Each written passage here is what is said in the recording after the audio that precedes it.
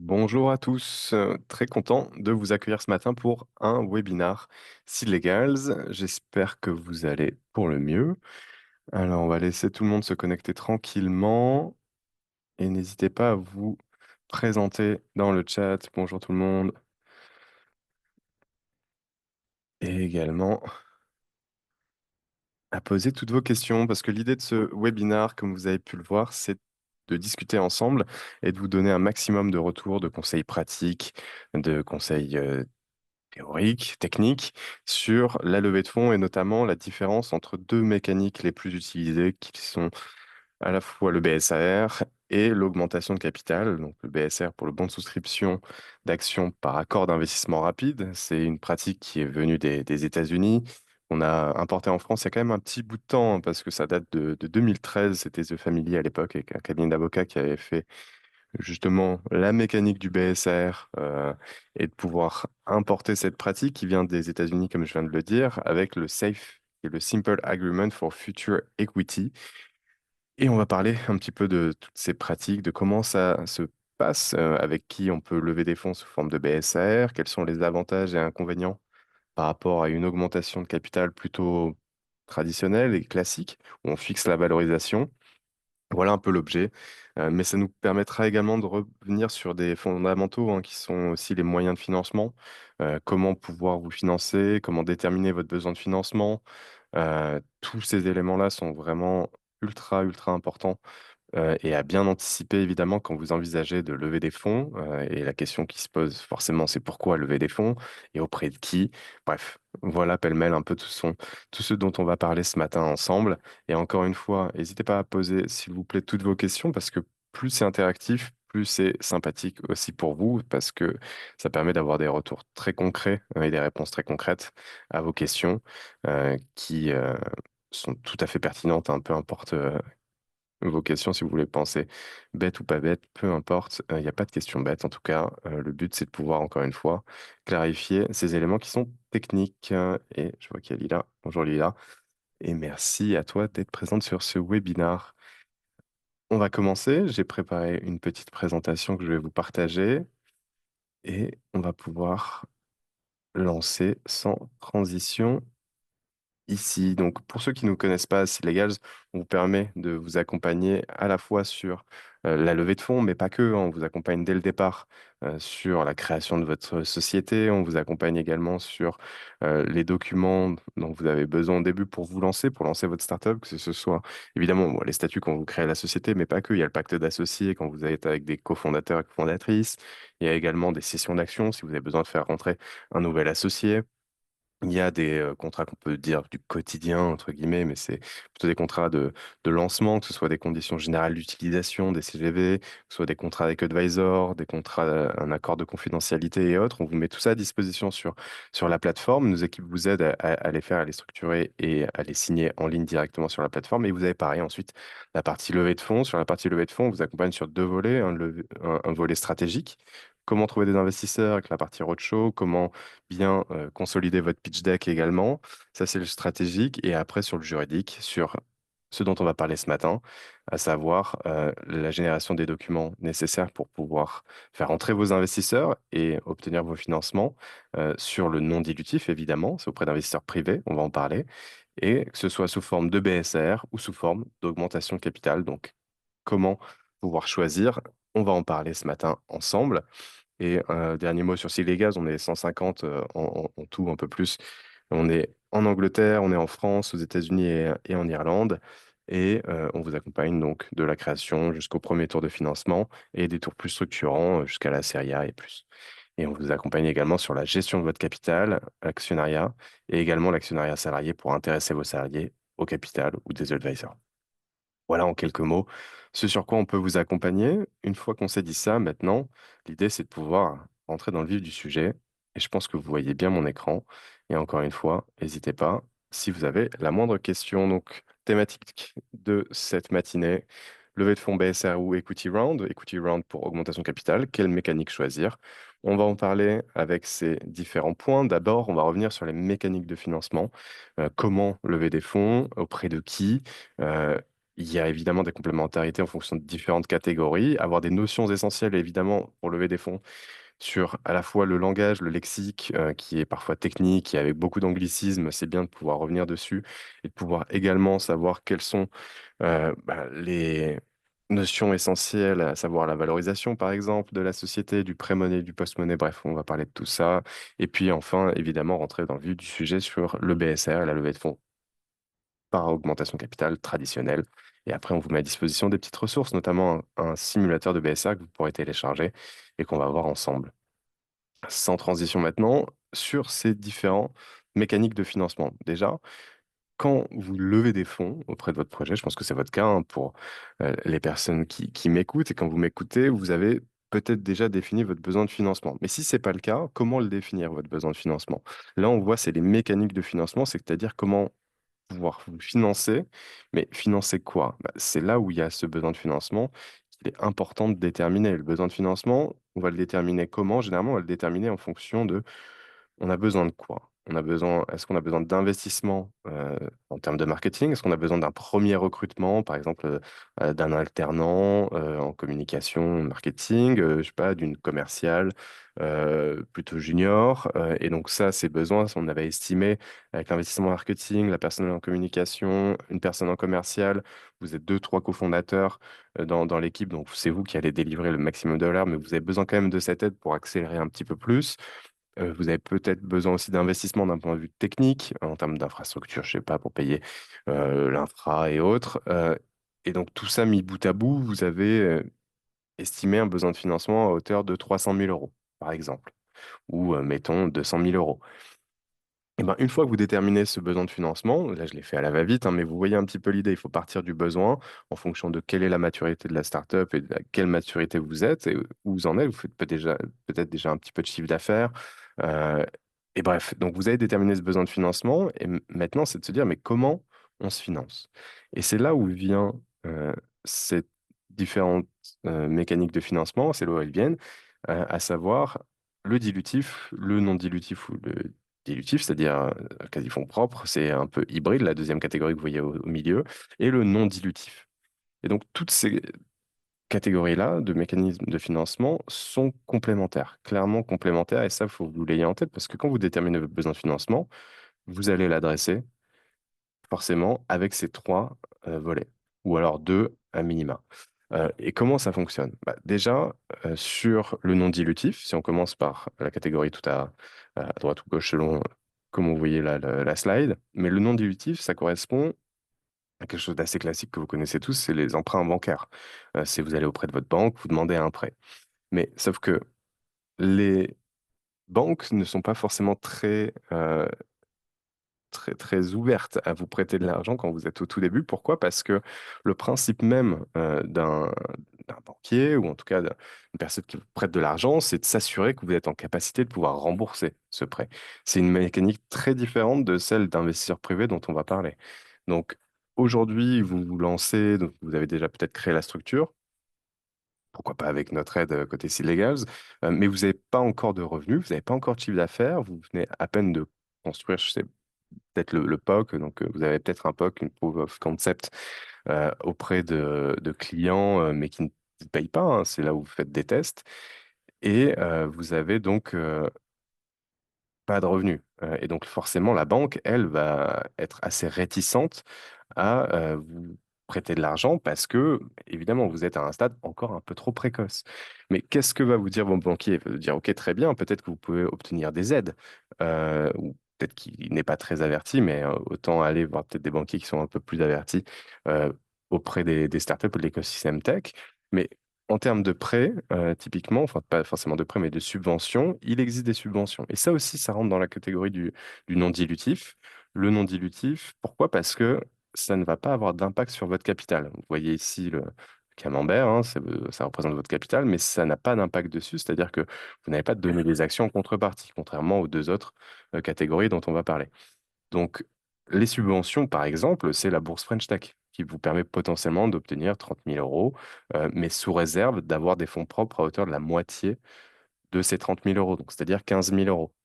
Il y a tout un tas de conditions. L'avantage, évidemment, de la subvention par rapport au prêt, c'est que vous n'avez même pas à la rembourser. C'est c'est une subvention, c'est un don, sous réserve de certaines conditions, évidemment. Et généralement, c'est aussi par tranche, hein. C'est d'abord BPI France vous donne une première tranche pas de 15 000 euros, et ensuite l'année suivante, sous réserve de comment vous avez développé le projet, vous donne la deuxième tranche pour atteindre les 30 000 euros. Mais encore une fois, pour être éligible, il faut bien que vous ayez des fonds propres à hauteur de 15 000 euros, de la moitié, parce qu'eux aussi s'assurent de ne pas donner juste la subvention, les 30 000 euros comme ça à fond perdu, et après vous disparaissez dans la nature, hein. Il faut qu'il y ait vraiment une structure qui soit évidemment déjà créée, puis que vous ayez un projet et que ce soit assez pertinent. Donc ça, c'est le non dilutif. Et ce non dilutif, donc là, ce qui peut être intéressant, c'est de commencer d'abord potentiellement par des subventions. Et après, est-ce que vous allez faire du prêt bancaire? Non, pas forcément quand vous êtes à un stade trop jeune. Mais souvent, ce qu'on observe, c'est que les banques sont enclins plutôt à vous donner de l'argent, vous prêter plutôt de l'argent, lorsque vous avez des fonds propres. Et ça veut dire quoi, les fonds propres? Ça veut dire que vous avez déjà des investisseurs privés, ça peut être même vous, qui investissez dans la société de l'argent. Et donc là, si on prend la catégorie quasi fonds propres, celle du milieu, celle-ci, c'est par exemple, vous voyez, il y a marqué le compte courant d'associé. Compte courant d'associé, c'est quoi? Bah, c'est par exemple vous, en tant que fondateur, quand vous créez la structure, vous faites un capital de 1000 euros, avec, d'ailleurs, pro tips, prévoyez toujours 1 centime par action ou 10 centimes avec un capital de 1000 euros. C'est bien parce que ça vous permet d'avoir une bonne granularité du capital. Ne prévoyez pas 10 euros par action, s'il vous plaît, évitez ça. C'est souvent les erreurs qu'on voit passer. C'est pas grave, hein, en soi, il n'y a rien de rédhibitoire. On peut corriger cette partie, mais bon, ça vous évite des petits frais qui viennent après, quoi. Et donc, pour revenir au compte courant d'associés, c'est en fait les associés, c'est-à-dire même une personne qui détient une seule action, peut prêter de l'argent à la société. Elle va avancer cet argent, et cet argent, c'est donc comme une créance qu'a l'associé envers la société doit rembourser. Et ça permet aussi de consolider les fonds propres. Donc, quand je vous parlais de la subvention BPI, donc la bourse French Tech, euh, cette bourse-là vous permet de pouvoir avoir les 30 000 euros sous réserve de 15 000 euros de fonds propres. Là, par exemple, vous, en tant qu'associé, vous pouvez mettre les 15 000 euros de fonds propres en compte courant d'associé, qui vous seront remboursés peut-être plus tard, mais au moins, ça montre que vous avez une solidité financière vous permettant de cocher cette case, qui est une condition d'éligibilité à la subvention en question. Ça, c'est un exemple. L'obligation convertible, c'est un peu plus, pas compliqué, mais en tout cas, c'est une mécanique qui est plus auprès d'investisseurs privés, c'est-à-dire que c'est des investisseurs là qui vont, eux, investir dans la société, contrairement au compte courant d'associé où c'est un associé qui met de l'argent dans la société. Et en fait, en contrepartie de l'investissement que réalisent ces obligataires, donc ceux qui bénéficient de ces obligations convertibles, ils ont l'avantage soit de pouvoir être remboursés à terme de l'investissement en y ajoutant les intérêts, évidemment, les intérêts qui sont annuels, soit de pouvoir convertir, d'où le nom de cette mécanique, leurs obligations en actions. Donc, plutôt que de se faire rembourser en sonnant et trébuchant, ils convertissent leurs actions dans le capital. Et donc, c'est pour ça que là, c'est hybride. Ça peut être aussi avec un impact sur le capital. Et donc, d'où la représentation graphique que vous voyez sur la slide. Et pourquoi il y a le compte courant d'associé ici? Bah, parce que pareil, le compte courant d'associé, si vous avez avancé les 15 000 euros dont je parlais tout à l'heure, vous pouvez également, plutôt que de vous les faire rembourser en cash, en numéraire, vous pouvez les convertir en actions au sein de la société. Et donc, vous allez augmenter votre part dans le capital de la société. Donc, le dilutif non dilutif, c'est quasi fonds propres. Là, ici, ça a en fait une logique hybride qui est soit on se fait rembourser comme pour du non dilutif, soit on convertit et on se fait rembourser en convertissant sa créance en action. Et là, on est dans une logique dilutive, ce qui m'amène donc à la troisième catégorie, qui est celle sur laquelle on va se concentrer nous ensemble. Pourquoi? Parce que c'est la catégorie la plus pertinente, en tout cas quand on va lever des fonds auprès d'investisseurs privés.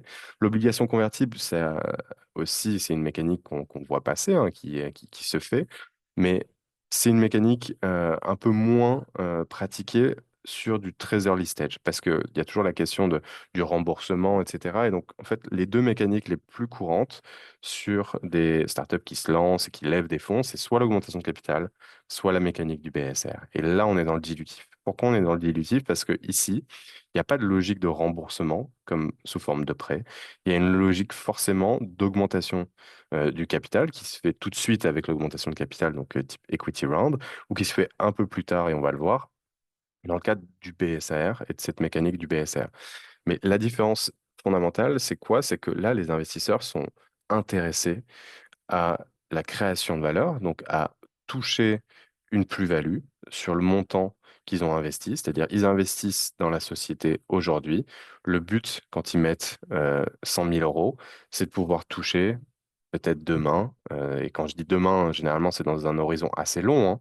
C'est dans un horizon qui est entre 7 à 10, voire un peu plus en termes d'années, euh, de toucher un multiple de fois 10, fois 15, fois plus encore, surtout quand on investit à ce stade-là, c'est-à-dire à un stade très précoce. Quand on investit à des stades un peu plus matures, forcément le multiple baisse parce que le potentiel de croissance baisse d'autant, étant donné que la croissance a déjà connu probablement un bel avancement. Donc, l'augmentation de capital et la mécanique du BSR, vous le comprenez, c'est une mécanique auprès d'investisseurs privés, que ce soit des business angels, que ce soit des family office, des fonds d'investissement, peu importe ce profil, c'est des investisseurs privés qui vont investir dans la société et en contrepartie de quoi ils vont toucher des actions, soit tout de suite avec l'augmentation de capital, soit plus tard avec le BSR. Et donc, vous voyez avec ces trois différentes catégories, elles sont complémentaires. Et c'est pas forcément qu'alternatif. En fait, les plus complémentaires ici de ce qu'on voit, c'est le dilutif et le non dilutif. Le quasi non di- enfin, le quasi-fonds propre entre dilutif et non dilutif, ça peut se faire évidemment, notamment le compte courant d'associés. Généralement, vous allez le faire au début, et vous allez avancer cet argent au début, mais c'est pas vous qui allez ensuite investir dans le cadre d'une levée de fonds en tant que fondateur, sauf si vous avez des liquidités, tant mieux, et vous pouvez les investir. Mais c'est quand même assez rare de ce qu'on observe à Silegal. Voilà pour ces catégories. N'hésitez pas à poser vos questions parce que ça peut être un peu technique par moment. J'essaie de vulgariser un maximum. Ensuite, sur les notions essentielles, les documents, quand vous allez lever des fonds et les livrables que vous devez avoir absolument, ce sont le pitch deck.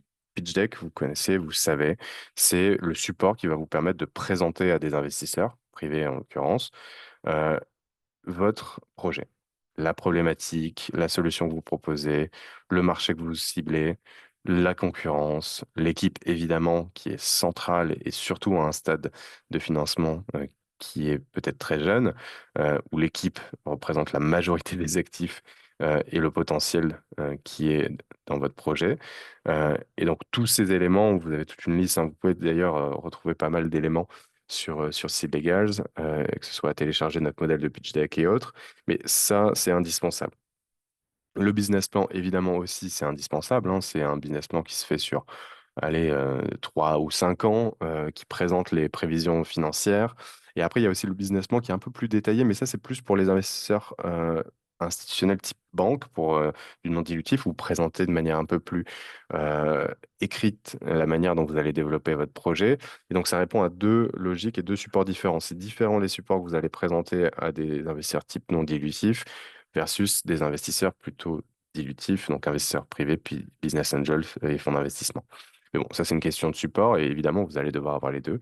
Mais pour revenir sur le business plan, c'est votre projection financière, hein, prévision financier aussi, donc à 3 à 5 ans, qui montre à la fois votre chiffre d'affaires, vos dépenses. Donc, généralement, c'est souvent aussi quand vous êtes euh, dans un modèle type logiciel, software, que ce soit un modèle par abonnement type SaaS, c'est souvent le, le staff cost, donc le personnel qui est la plus grosse charge. Enfin bref, je ne vais pas rentrer dans ces détails, mais tout ça présente ensuite également à quel moment vous allez pouvoir atteindre la rentabilité. Nota bene, la rentabilité, souvent, c'est en année 3 ou 4 que vous envisagez de la trouver. Et après, il y a les ratios en termes d'EBITDA, de ce que vous faites en termes de bénéfices. Mais voilà, tout ça doit se retrouver dans votre prévisionnel financier qui va intéresser bien sûr les investisseurs. Et ensuite, vous voyez le DR, c'est pour Data Room. C'est là où vous allez, pareil, y mettre la majorité des documents que vous allez présenter aux investisseurs, mais que lorsque eux ont fait montrer une marque d'intérêt.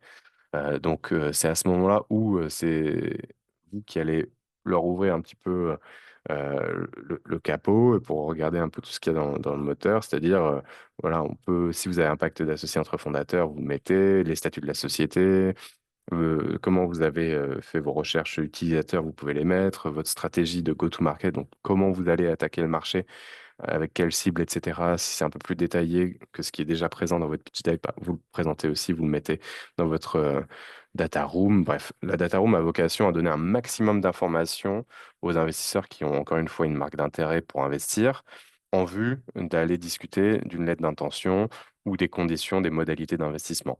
Là, on va te passer plutôt côté juridique que sur la partie stratégique, là dont on parle. Là, on est sur le volet stratégique encore.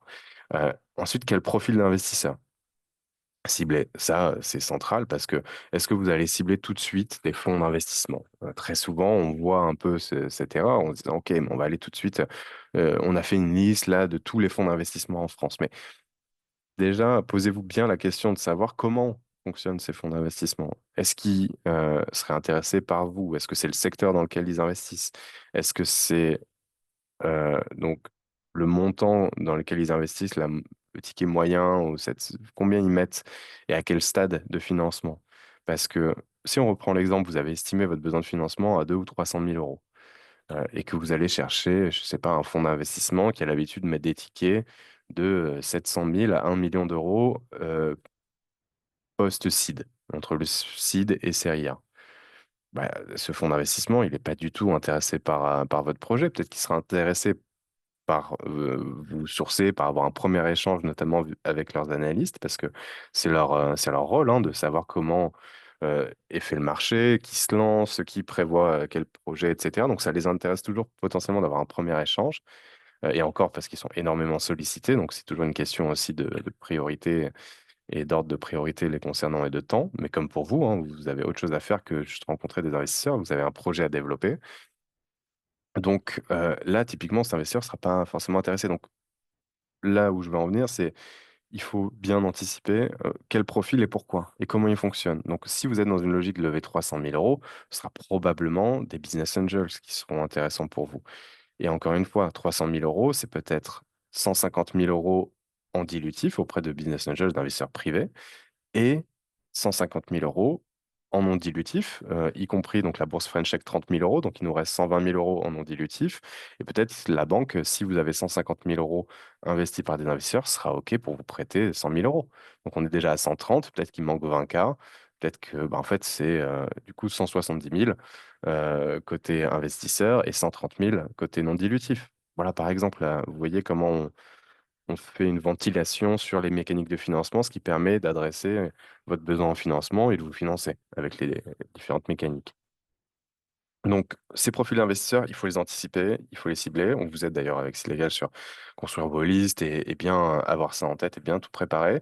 Et préparer donc ce roadshow, ça veut dire anticiper avec vos livrables, le pitch deck, le business plan, la data room, les listes d'investisseurs et bien cibler les investisseurs et bien anticiper votre besoin de financement et à quoi ça va vous servir. Voilà, tout ça, c'est des questions essentielles. Et évidemment, vous devez avoir les réponses à toutes ces questions. Est-ce que c'est des éléments qui peuvent évoluer, que ce soit le besoin de financement ou autre? Réponse oui. Il n'y a rien qui est figé. En fonction de l'ambition que vous vous prêtez, est-ce que vous levez 300 000 euros dans un scénario plutôt conservateur ou est-ce que vous allez lever 500 ou 700 000 euros dans un scénario plus ambitieux, euh, oui, il n'y a aucun problème là-dessus. Et ensuite, il faut être juste cohérent en fonction de avec qui vous discutez, euh, pourquoi vous allez lever tant, à quoi ça va vous servir, parce que la levée de fonds ne vous sert qu'à aller d'une étape A à une étape B. Ça vous sert uniquement à accélérer, à aller plus vite, parce que vous ne pouvez pas faire autrement au stade auquel vous êtes, vous, aujourd'hui.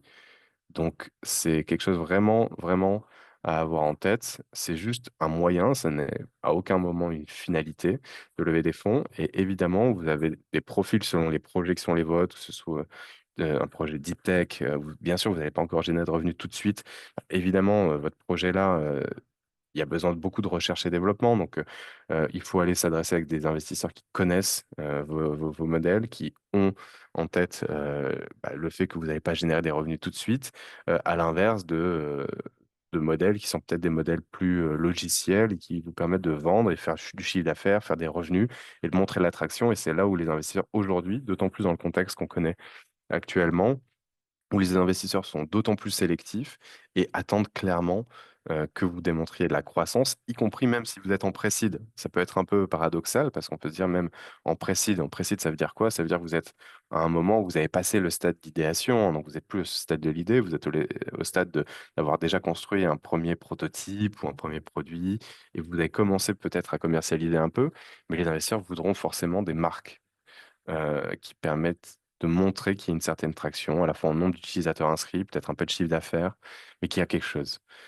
Très rares sont les personnes qui peuvent lever des fonds uniquement sur un pitch deck, encore plus aujourd'hui.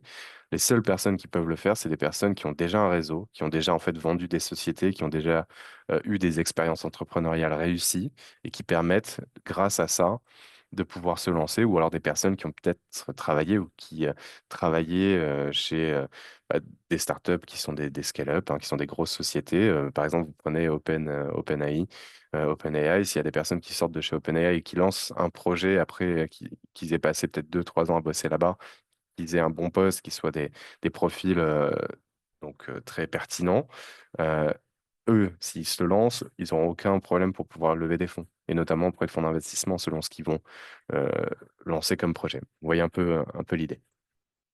Et donc forcément, nous, côté Légal, d'ailleurs, je vous rassure, hein, la majorité, 90% des clients que nous accompagnons sont des primo-entrepreneurs et c'est la première fois qu'ils entreprennent. Et donc, il y a besoin justement de rentrer un peu dans le vif du sujet, mais c'est pas pour autant qu'ils n'arrivent pas à lever des fonds.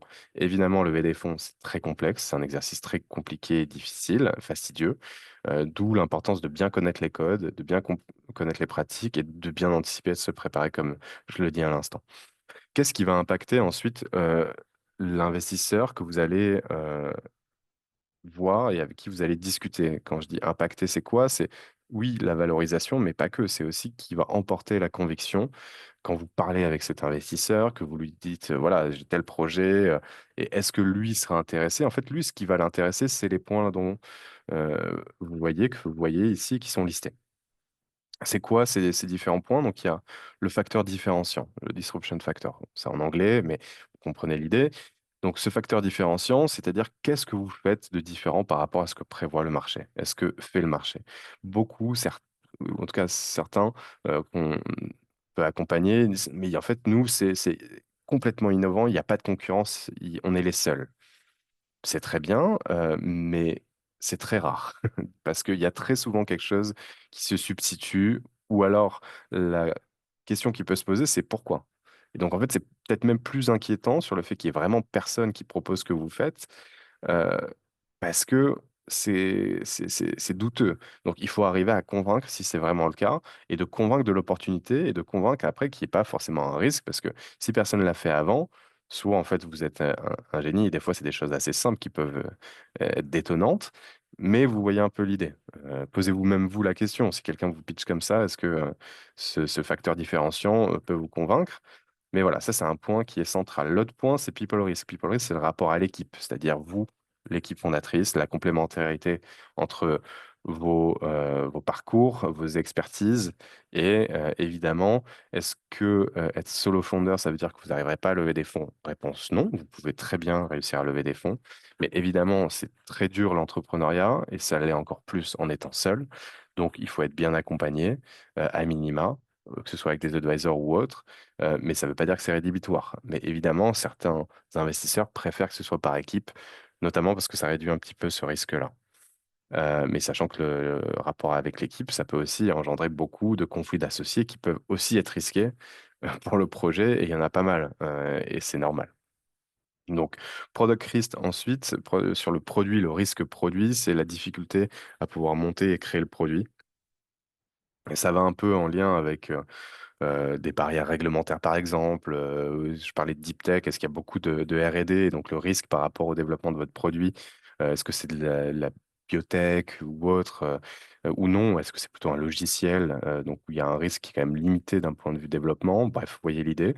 Le risque marché, de la même façon, est-ce que c'est très, très concurrentiel et donc il y aura beaucoup de coûts, notamment marketing, pour pouvoir vous faire une place? Ou est-ce que non, c'est plutôt peu concurrentiel, mais c'est un petit marché, marché de niche, donc profondeur de marché, concurrence, évidemment, sur cette partie marché, c'est essentiel. Votre stratégie de comment vous allez développer votre projet, c'est tellement essentiel et ça manque très très souvent dans les pitch decks. Donc ça, faites vraiment bien attention à ces éléments parce que ça permet de mettre du concret sur votre projet, sur quelle est votre stratégie, qu'est-ce que vous avez fait déjà, qui sont vos clients, comment vous allez leur vendre, et comment vous allez les voir, comment vous allez pouvoir justement les passer de lead à client. Donc la conversion, tous ces éléments-là sont très très importants parce que permettent vraiment de bien faire comprendre à l'investisseur votre stratégie de levée de fonds.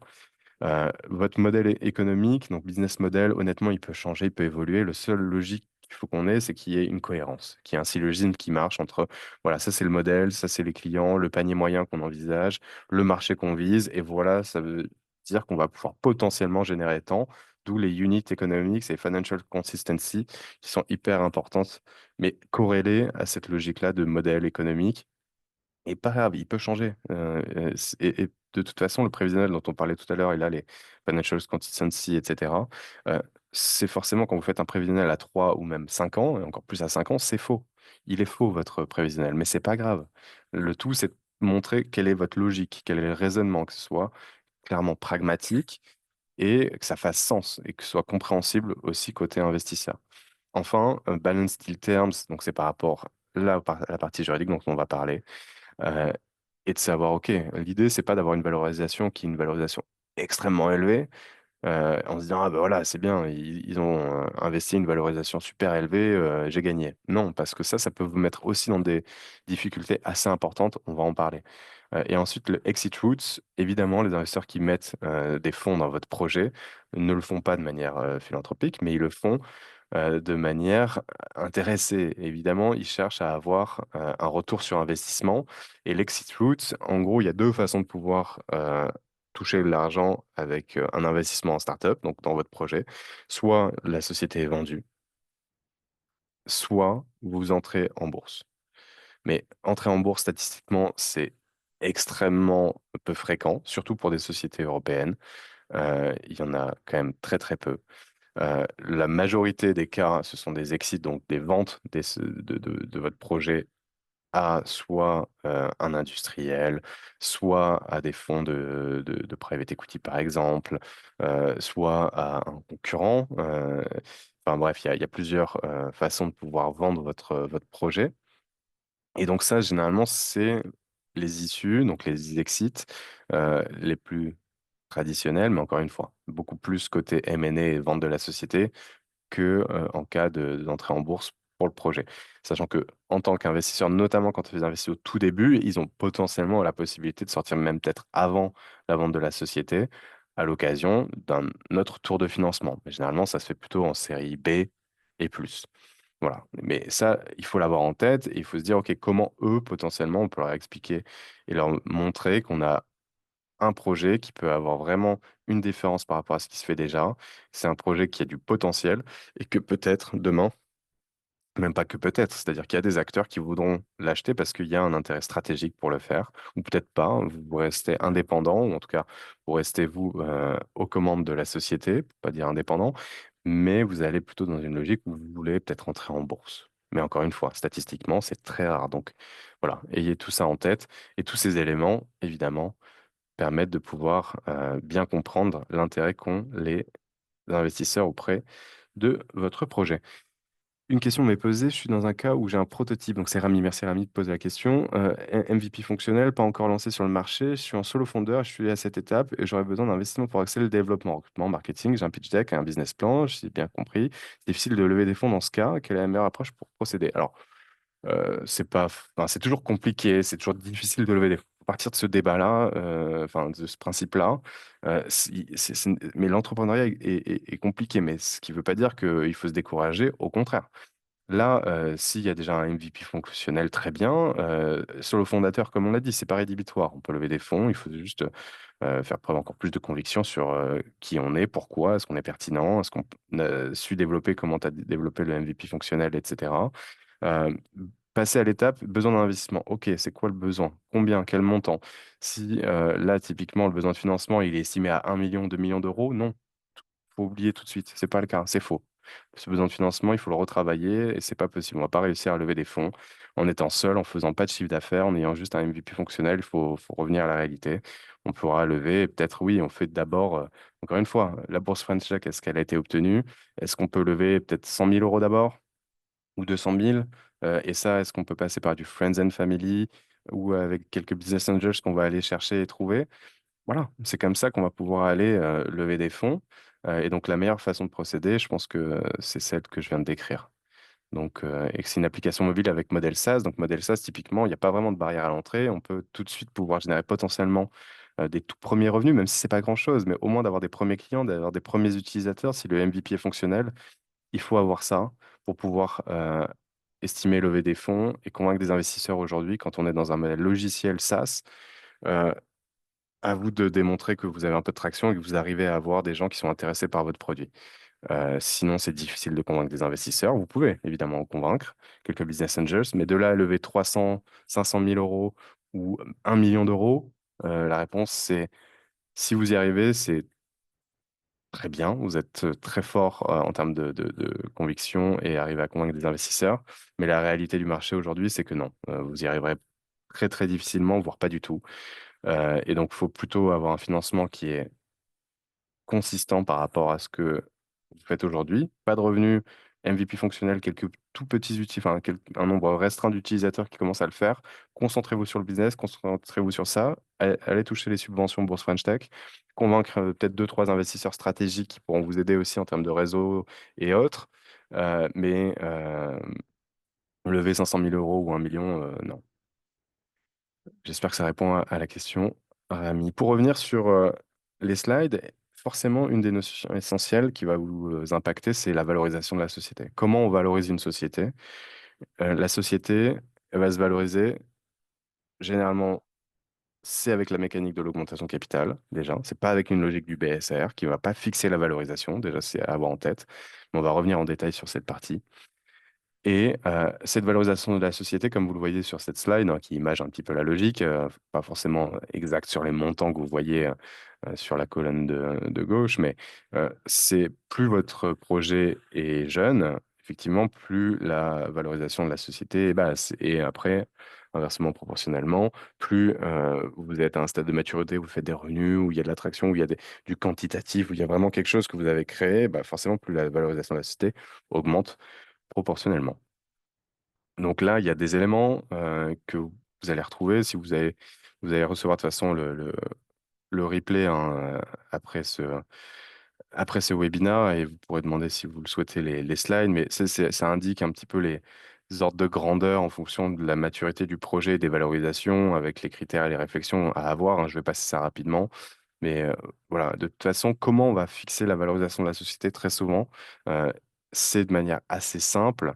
C'est une règle de 3 très basique, mais qui vous aide au moins à vous fixer un montant de référence qui est cohérent par rapport à des pratiques de marché. Ensuite, vous pouvez corréler ça par rapport à votre prévisionnel financier, par rapport à vos chiffres, etc. Mais quand vous envisagez de lever des fonds à un stade de financement qui est au tout début, donc pré-seed ou seed, généralement, vous allez lâcher entre 10 à 20% du capital. Ça peut être, allez, entre 10 à 30% du capital en fonction de la négociation que vous allez avoir avec les investisseurs.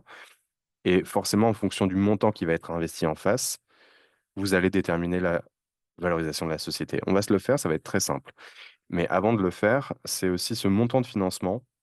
Il doit vous servir au minimum pour durer 18, allez, 12 à 18 mois, voire plutôt 18 à 24 mois en termes de trésorerie. Quand vous levez, mettons, 200 000 euros, il faut que ça vous serve au moins pour 12 mois et que vous ayez une tranquillité pendant 12 mois pour atteindre les objectifs qui sont les vôtres, pour vous permettre soit d'atteindre une petite rentabilité, d'être tranquille, de ne pas avoir du coup une épée de Damoclès au-dessus de votre tête avec la fermeture de la société si vous n'avez plus de cash, mais plutôt de vous dire, OK, si on va relever des fonds derrière. Ça, c'est un peu l'idée. Donc, comment maintenant valoriser votre société? On va se le faire là ensemble très simplement. Vous levez, on lève 300 000 euros en equity. C'est-à-dire que là, notre besoin de financement, on l'a peut-être estimé à un total de 500 000 euros. 300 000 euros en dilutif, 200 000 euros en non dilutif. Vous voyez un peu l'idée. Donc 300 000 euros. 300 000 euros en dilutif contre 20% du capital. Ça fait combien? de valorisation.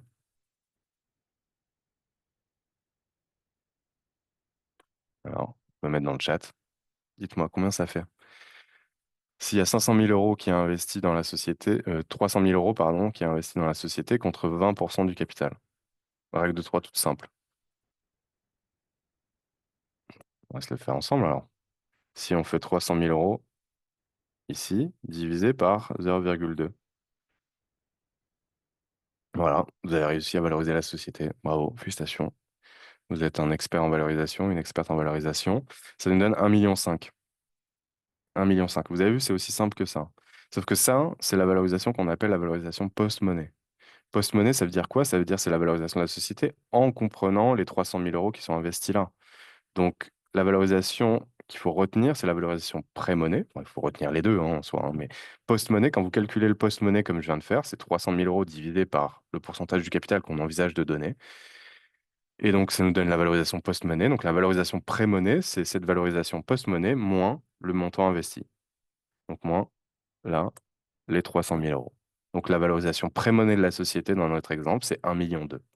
Voilà. C'est aussi simple que ça. Et donc, vous, à ce stade, vous allez vous dire, OK, combien je suis prêt et combien nous sommes prêts, l'équipe fondatrice, à donner en capital aux investisseurs qui vont investir la somme en face. Et donc, ça, c'est de la négo. Et c'est une négociation de gré à gré sur la base de laquelle vous vous mettez d'accord avec les investisseurs. Est-ce que vous allez demander à votre expert comptable de vous faire une valorisation de la société avec une application de méthodologie financière comme du discounted cash flow, donc c'est-à-dire la projection de revenus, ou autre? Non. Ne faites pas ça. Économisez vos 3 000 euros, ou si c'est plus, encore plus, hein. Mais ne dépensez pas ces sommes parce que c'est du gré à gré, c'est de la négociation. Comment vous allez ensuite objectiver cette valorisation? Parce que vous pouvez dire, mais c'est du doigt mouillé, on n'en sait rien. Oui, mais aujourd'hui, la société que vous venez de lancer, elle fait peut-être, par exemple, pas encore beaucoup de revenus, voire pas du tout. Donc, comment vous allez objectiver la valorisation de la société? Bah, c'est de cette façon, c'est en vous mettant d'accord. Vous mettez d'accord avec les investisseurs sur le prix auquel ils sont prêts à payer aujourd'hui la société, avec la promesse de croissance et du potentiel qu'a votre projet. Voilà, c'est l'idée. Et donc, pas besoin de se faire des nœuds au cerveau. Vous avez ce montant qui est le montant investi, qui découle du besoin de financement, auquel vous liez la dilution que vous envisagez de donner donc, et d'avoir avec vos investisseurs, combien de capital vous envisagez de leur donner, et ça vous donne, avec la règle de 3 qu'on vient de se faire, la valorisation post-monnaie, puis pré-monnaie. Comment vous objectivez? Vous pouvez ensuite objectiver par rapport à vos projections, que ce soit projections financières, par rapport à du benchmark, c'est-à-dire du comparatif. Est-ce qu'il y a des sociétés qui sont des sociétés du même secteur, que ce soit des concurrents ou peut-être des sociétés un peu similaires, qui ont levé des fonds? Est-ce que vous avez les infos? Vous pouvez trouver les infos et donc trouver ce rationnel en vous comparant. Donc, c'est une logique de comparable. Oui, faites-le, très bien. Tous ces éléments sont des bons éléments pour pouvoir vous mettre d'accord et objectiver la valorisation sur laquelle vous allez vous mettre d'accord avec vos investisseurs. Mais c'est une valorisation négociée sur laquelle vous vous mettez d'accord et ensuite vous avancez. Mais si vous faites une négociation et vous vous dites, mais nous, on ne veut pas lâcher plus de 10% du capital et on a besoin de lever, là, pour le coup, 500 000 euros. Bah là, tout de suite, on va se dire, OK, 1,2 million, là, c'était notre exemple, mais si on se dit 500 000 euros en equity, hein, encore une fois, donc on a un besoin de financement peut-être de 700 800 000 euros au global. Mais ça nous donne quoi? Si on divise et on ne veut pas lâcher plus de 10% du capital, parce qu'on se dit on envisage de lever 3 ou 4 tours de financement plus tard, donc on n'a pas envie d'être trop dilué, sachant qu'on envisage, nous, d'arriver en série A, donc généralement le tour numéro 3, troisième levée de fonds, avec l'équipe fondatrice qui détient toujours bien plus que 50% du capital. OK, bon, vous faites vos projections, etc. Mais là, vous voyez, aujourd'hui, vous avez peut-être allez, un chiffre d'affaires qui est présent, mais qui n'est pas encore très, très conséquent. Avoir une valorisation de la société qui est fixée à 5 millions d'euros, c'est quand même énorme, hein. Donc ici, 5 millions d'euros, sauf que c'est 5 millions postes, donc on peut se dire, ah, ouais, mais c'est 5 millions postes, mais c'est 4 millions 500 000 euros pré-monnaie. Aujourd'hui, vous n'avez pas encore de chiffre d'affaires, vous n'avez pas grand-chose. Vous mettre d'accord sur 4 500 000 euros, soit vous avez une équipe de Top Gun, vraiment, équipe fondatrice ultra pertinente, ultra forte, et vous venez de vous lancer, vous avez déjà développé pas mal de choses, vous avez un marché avec une belle profondeur, bref, tous les points qu'on a vus tout à l'heure, vous arrivez à pouvoir convaincre les investisseurs et d'y aller, ok, cool. Mais il faut envisager si lors du prochain tour de financement, généralement, vous allez lever, allez, 1 million d'euros. Mais 1 million d'euros, généralement, en seed, on le voit notamment en termes de benchmark et de données, c'est, allez, zéro, c'est 20% du capital, ou entre 20 et à 30% du capital que vous allez lâcher. Bah, vous voyez, c'est la même valo, sauf que c'est la même valo post-monnaie. Et donc la valo pré-monnaie, c'est 4 millions d'euros. Si vous avez levé 4,5 millions en termes de valorisation pré-monnaie lors du pré-seed et que vous levez à une valorisation pré-monnaie de 4 millions d'euros, en seed, c'est pas l'histoire qu'il faut raconter, c'est pas du tout, du tout avantageux pour vous. Et ni pour vos investisseurs qui auront investi sur une base de 4,5 millions avant. Et là, ils investissent, les nouveaux investisseurs, à une base moins importante. Donc, vos investisseurs qui ont investi avant font une moins-value. Et même pour vous, c'est pas du tout la logique. Et donc, c'est ce qu'il faut éviter. D'où l'importance de bien avoir en tête votre valorisation et ce dont on vient de parler. Mais si vous voulez pas, en fait, vous poser de problème, il y aura toujours des questions évidemment à vous poser, mais sur la fixation de cette valorisation, vous pourrez toujours passer par la mécanique du BSR. Et l'avantage de la mécanique du BSR, c'est à la fois que ça vous permet de pouvoir faire entrer au fil de l'eau les investisseurs. Donc ça, c'est quelque chose d'hyper important à avoir en tête. Donc c'est de manière flexible et rapide. Ils peuvent financer votre projet. Moi, je suis prêt à investir 10 000 euros. La semaine prochaine, vous avez un autre investisseur qui est prêt à investir 20. Bah, vous pouvez contractualiser et ils peuvent investir tout de suite. Donc, vous touchez les 10 aujourd'hui avec moi, vous touchez les 20 la semaine prochaine avec l'autre. C'est pas tout à fait possible avec l'augmentation capitale parce qu'il faut que tout le monde investisse au même moment, tout le monde signe le pacte d'associés et va rentrer au capital. Donc, il y a une lourdeur administrative et une procédure un peu plus lourde à mettre en place, à la différence du BSR. Mais le BSR a aussi le désavantage de complexifier un petit peu la mécanique, c'est-à-dire que vous, vos investisseurs, ils vont investir tout de suite avec le BSR, mais ils vont entrer au capital à l'occasion soit d'un prochain tour de financement, soit de l'arrivée d'une date butoir. C'est-à-dire qu'ils deviendront associés de la société au moment où d'autres investisseurs entrent au capital, ou alors, parce qu'ils ne vont pas rester toujours ad vitam aeternam avec un bon qui leur donne accès au capital, ils vont rentrer au bout d'une certaine durée, qui est la date butoir. Et en fonction justement de cette conversion du BSR en action, ils vont avoir des conditions plus avantageuses. Et donc, c'est notamment le cas de la décote. La décote, elle va s'appliquer, donc généralement, elle est ouais, entre 10 et 20%, ça peut être même un peu plus. Mais elle s'applique sur quoi, cette décote? Elle va s'appliquer dans le cas où il y a un prochain tour de financement. Donc, si le prochain tour de financement est fixé sur la base d'une valorisation, mettons, de 4 millions d'euros, eh ben, si vous avez prévu 20% de décote, vos investisseurs BSR vont rentrer à une valorisation de 3 millions d'euros, c'est-à-dire 20% de 4 millions, on est à 3 millions d'euros et non pas à 4 millions. Donc c'est l'avantage qu'auront eu les investisseurs BSR qui auront investi avant les prochains investisseurs qui, eux, auront investi plus tard. Donc c'est une sorte de premium, une prime à l'investissement plus précoce et à une prise de risque un peu plus importante en ayant investi plus tôt dans le projet. D'autres conditions sont aussi prévues dans le cadre des BSAR, c'est notamment le cap, c'est-à-dire la valorisation la plus grande, la valorisation maximale, plafond, à laquelle peuvent rentrer les investisseurs BSR. C'est-à-dire que dans l'exemple qu'on voyait, si lors de la levée de fonds, on fait une levée avec une valo de 6 millions d'euros, ou même de 4 millions d'euros, peu importe, on peut prendre le même exemple de 4 millions d'euros, mais que vous avez prévu une valorisation plafond à 2,5 millions ou 3 millions, et ben, vos investisseurs BSR, mettons 3 millions, les investisseurs BSR ne rentreront pas à la valo décotée de 3 millions d'eux, parce que la valo décotée de 3 millions d'eux est supérieure à la valorisation plafond. Ils rentreront à la valorisation de 3 millions, ce qui est encore plus avantageux pour eux. De la même façon, il y a une valorisation plancher pour vous, vous protéger en termes de dilution côté fondateur.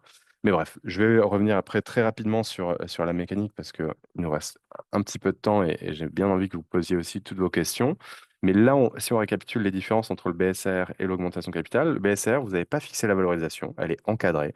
Vous avez évidemment de parler de valorisation et faire des scénarios, d'où l'intérêt de télécharger le simulateur qu'on va voir juste après, à la différence de la levée de fonds qui, elle, va fixer la valorisation. Et vous l'avez compris comment on l'a fixé. Hein. Règle de 3, après on peut corréler avec du financier, prévisionnel ou autre, ou du benchmark. Mais l'idée, c'est de fixer la valo tout de suite avec l'augmentation capitale. Vous allez forcément détenir les actions tout de suite quand vous êtes en augmentation de capital et vous allez souscrire, les acheter, vous devenez actionnaire, à la différence du BSR où vous êtes titulaire d'un bon, donc le fameux bon de souscription d'actions par accord d'investissement rapide. Donc ce bon vous permet de toucher, d'avoir des actions, de souscrire à des actions nouvelles à l'occasion de la conversion du BSR, donc principalement lors d'un prochain tour ou de l'arrivée de la date butoir. Après, si la société est rachetée, évidemment aussi, ça vous le permet, ou si la société met la clé sous la porte, pareil, c'est un déclenchement de la conversion du BSR. Dilution, elle est différée et immédiate avec la levée de fonds classique. Mise à disposition des fonds, elle est immédiate là dans les deux cas. Le versement des fonds se fait sur un compte bancaire de la société pour le BSR, donc c'est plus flexible, plus simple, hein, à la différence de l'augmentation de capital qui se fait sur un compte d'augmentation de capital, soit auprès d'une banque, soit auprès d'un notaire, ou les néobanques passent par des notaires d'ailleurs comme des néobanques comme Shine ou autres. Décision collective des associés autorisant l'opération dans les deux cas. Évidemment, c'est des décisions qui relèvent de l'Assemblée générale des associés qui peut se faire de manière plus souple en termes de formalisme sous forme de décision unanime des associés. Mais bref, je passe ce cas. Et les formalités d'augmentation de capital, ça, cette partie, évidemment, c'est différé dans l'augmentation, enfin dans le BSR, qui est prolongé au moment où la conversion des BSR se fait. Donc, les actions nouvelles sont émises et donc l'augmentation de capital se crée. Avec l'augmentation de capital, le fonds classique, c'est évidemment tout de suite au moment de la finalisation de l'opération qu'il faut faire les démarches auprès du greffe, la mise à jour du CABIS et ce genre de formalités qui sont obligatoires. Voilà sur les différences. Dernière différence fondamentale entre les deux, c'est que souvent le BSR, vous n'allez pas prévoir tout de suite le pacte d'associés. Ce sera au moment de la conversion des BSR et notamment, de toute façon, s'il y a des nouveaux investisseurs qui rentrent au capital, et ben, c'est là où vous allez négocier le pacte d'associés avec vos nouveaux investisseurs, y compris les BSR qui deviendront associés et signeront aussi le pacte d'associés, voire des pactes d'associés individualisés si besoin, mais bref. À la différence de la levée de fonds, où là, il faut négocier tous les termes tout de suite du pacte d'associés, donc qui prend un peu plus de temps. Voilà les différences et les similitudes entre l'une et l'autre mécanique. Pour le simulateur, alors on a un simulateur que vous pouvez télécharger, je vais vous le mettre d'ailleurs ici dans le chat. Donc n'hésitez pas, vous pouvez aller regarder ça et pouvoir le télécharger. Et en fait, à quoi correspond ce simulateur? Il correspond à la mécanique du BSR. Donc là, si vous avez une société, par exemple, avec 1000 euros de capital, c'est ce qu'on s'était dit. Au tout début, vous avez une valeur nominale, pas de 10 euros, hein, ce qu'on s'est dit, évidemment, allez, 1 centime. Donc vous avez 1 million d'actions, 100 000 actions, parce que vous avez 1000 euros de capital, 1 centime par action. Maintenant, l'investissement, il est de 200 000 euros en BSR. Ici, 200 000 euros. On va prévoir un cap, on a dit, à 3 millions d'euros. On va reprendre l'exemple qu'on s'est dit tout à l'heure. Le plancher, on va se dire 1 million d'euros, c'est bien. L'arrivée de la date butoir, trois possibilités. Soit on fait le cap, soit on fait le floor, soit on fait une valorisation intermédiaire, par exemple. On va dire 2 millions d'euros. La décote, on va rester sur quelque chose d'assez standard, 20%. Et on va lever lors du prochain tour. Donc, comme on s'est dit, là, on va lever 200 000 euros plus le non dilutif. Ça va nous servir à tenir 12 mois. Et donc, dans les 12 mois, ou aller peut-être un peu plus si on fait du chiffre d'affaires entre-temps, ce qui va étendre notre runway, hein, c'est-à-dire notre trésor, euh, disons 14 mois, mais peu importe. On va aller lever entre-temps, donc 1 million d'euros. 1 million d'euros avec une valorisation de la société de 4 millions.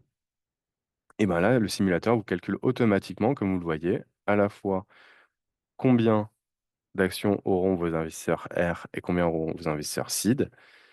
Et également, est-ce que c'est le cap qui joue ou est-ce que c'est la valeur des cotes? Bah, dans notre exemple, alors là, on s'est mis valorisation floor. Donc là, c'est le cap. Alors là, ça ne doit pas être 1 million d'euros. On est plutôt sur 3. Ici, hop, 3 millions d'euros. Et donc là, OK. Donc là, c'est 3 millions d'euros ici. Et donc là, vous le voyez, ça nous permet de pouvoir avoir une des cotes ici de 20%. C'est 3 millions d'euros, comme on s'était dit, sur 4 millions. Or, ça ne nous permet pas en fait de pouvoir justement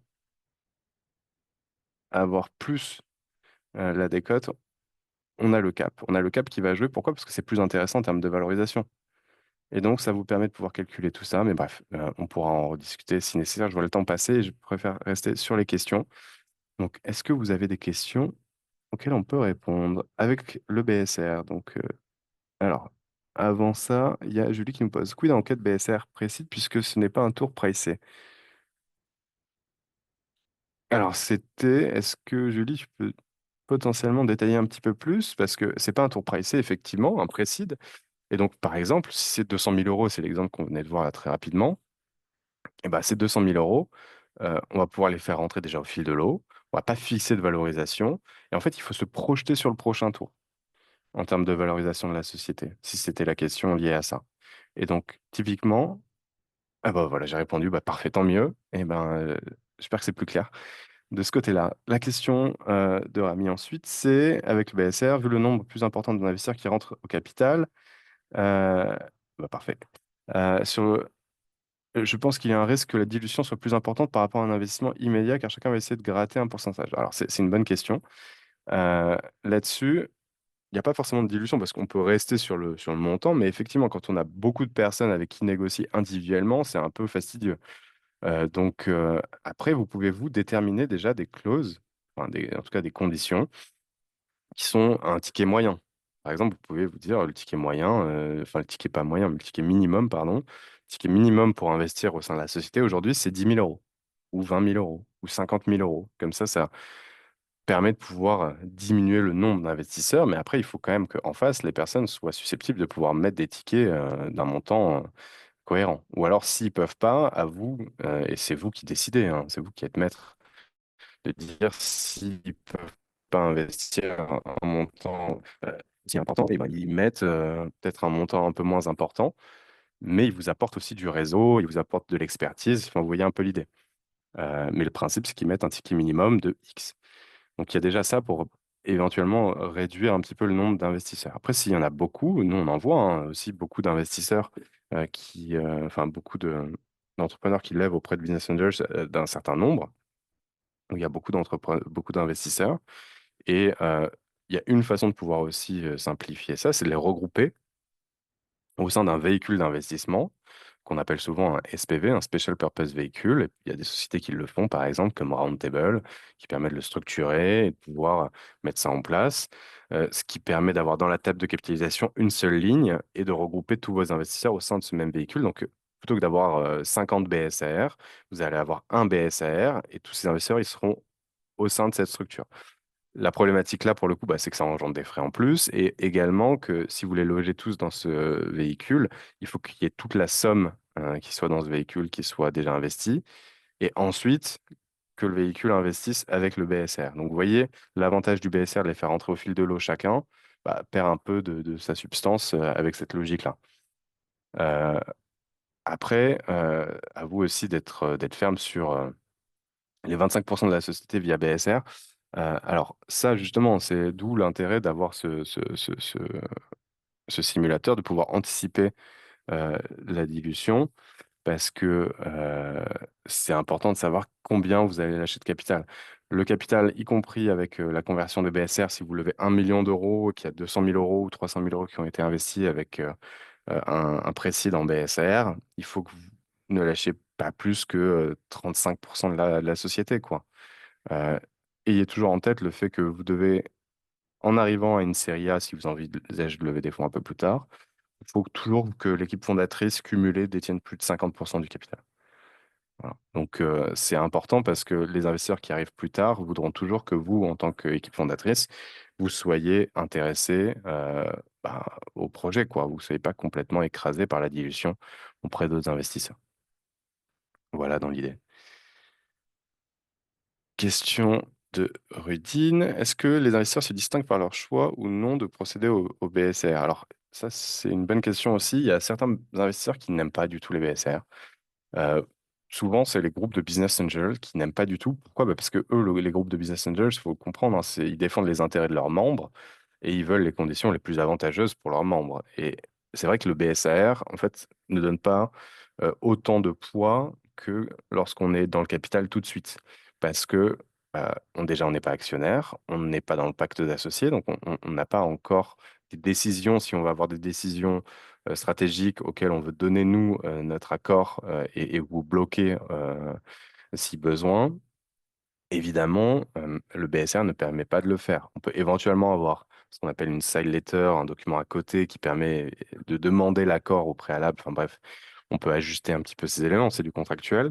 Mais ils n'aiment pas aussi non plus le fait de ne pas fixer la valorisation tout de suite. Donc, certains n'aiment pas pour des questions comme celle-ci.